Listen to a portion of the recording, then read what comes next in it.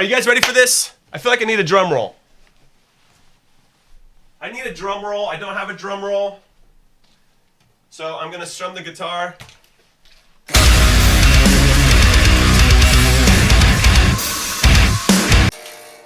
Yeah, I can't play guitar. Okay, let's do this. This is a new segment, and it is called Would You Rather. And my first ever Would You Rather is going to be this. Would you rather play for Real Madrid or Barcelona? And I want you to think about it in a way that's a three-pronged attack in some ways. The first way is, as a youth player, which academy would you want to start in? Second, say you were already an established player and you were going to transfer into one of these clubs.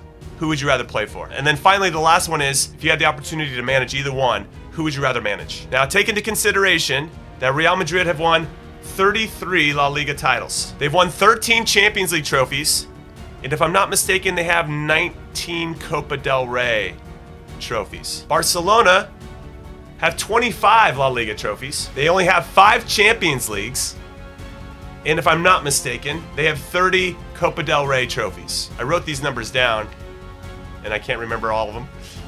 Yeah, I was right. I nailed it. These are two well-established clubs. We could argue 2 of the top 5 clubs in the world. Can we make that argument? Let's just say generally, because Real Madrid haven't been playing to, I think, their expectations this year. But it seems like they're starting to figure it out a little bit. I mean, La Liga's out. It's either Barcelona or Atleti, I think, this season. Barcelona most likely. But it's not just about this year. I think when you're looking at things and you're trying to make big decisions about your own life, about which club you're going to play and which direction you want to go, which path you want to take, Madrid or Barcelona, you're thinking about them as a total package. It's not just what they did last season or what they did last month. So I definitely want to hear what you guys think about that. So you guys say Barcelona. There's one Real Madrid. Stashies. I'm curious, why Real Madrid? Okay. Hambo says Real for being established. Barcelona seems like more of a family. That's from Slim Vin. Hambo6681 says Barca for manager. Barca because I'm a Real Madrid hater. There's a lot of Real Madrid haters out there. I feel like there's more Real Madrid haters than Barcelona haters. You get that sense too? Sol says Barcelona on all 3 of them. So let's start with the youth player. If you're a youth player, say you are 13 or 14 years old, you've done well and wherever you've grown up around the world, and you have an opportunity. Somebody calls your parents and says, hey, listen, you can go play for Real Madrid or you can go play for Barcelona. It's gonna be hard to turn down either one, obviously, because I feel like once you make that decision, you can never go to the other side. And yes, I know that there have been some players that have played on both, but it's I'd say pretty difficult.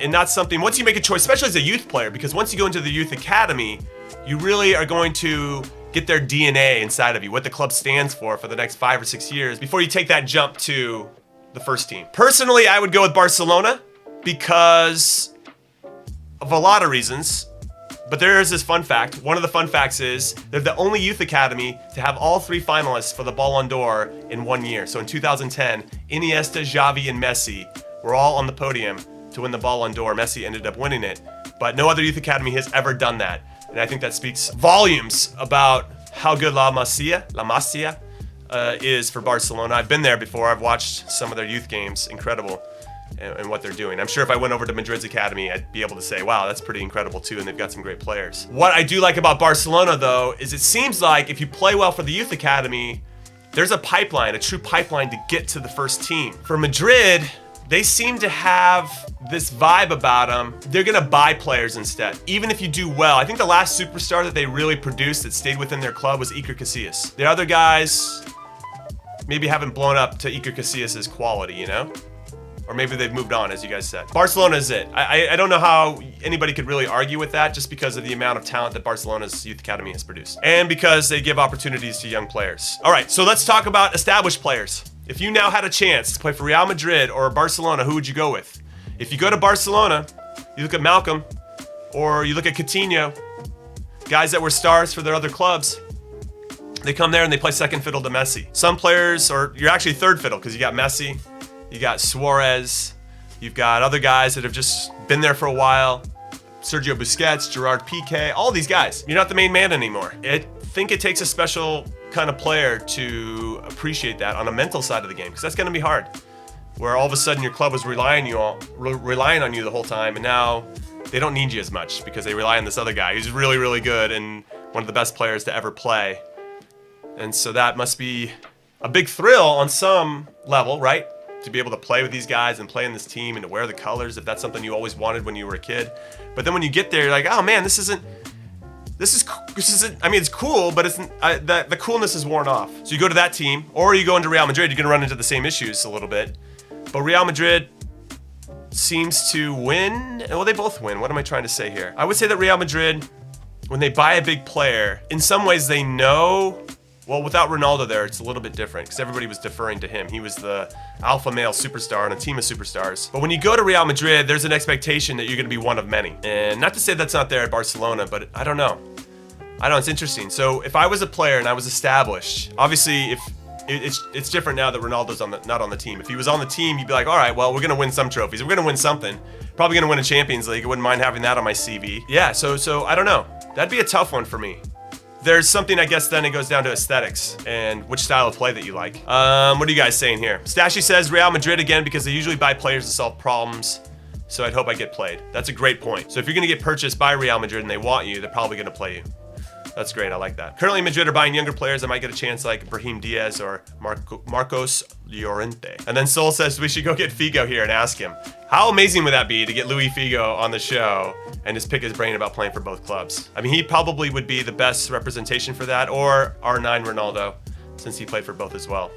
And just the decision you make. Like, you played for Barcelona, and you're like, you know what? I'm going to go play for Real Madrid. All right, and then lastly, a manager. Who would you prefer to manage? For me, this is an easy one because Barcelona actually gives you, or at least it seems like it, they give you at least a season to figure it out and to understand their system. Even if that manager doesn't really work out, we could look at Tata Martino, who did okay at Barcelona, but you could tell he wasn't really the right fit. But they still gave him a season, and I respected that. Whereas Real Madrid, if things aren't working out and they can sense it, you're out. Rafa Benitez, they shouldn't have hired him in the first place. I mean, that's the bigger argument. Why even hire that guy? He was out. Jose Mourinho, when it was clear that I mean, he was there for a few seasons, but he never really seemed like the right fit either. You know, they've hired a few guys. So that coaching carousel at Madrid would make me worried as a manager. Or Lopetegui, right, who just got fired. He didn't even give him much of a chance to get it going. They were always going to have a drop-off after Zidane, and without Ronaldo, who's going to score the goals? Gareth Bale clearly hasn't stepped up. Yeah, I definitely would stay away from the Madrid job. I would take Barcelona for sure. Just not even a history thing, just in terms of the patience that they give the manager in comparison to each other. That's true. That's a good point, We Pitch. Jose Mourinho was the assistant at Barca.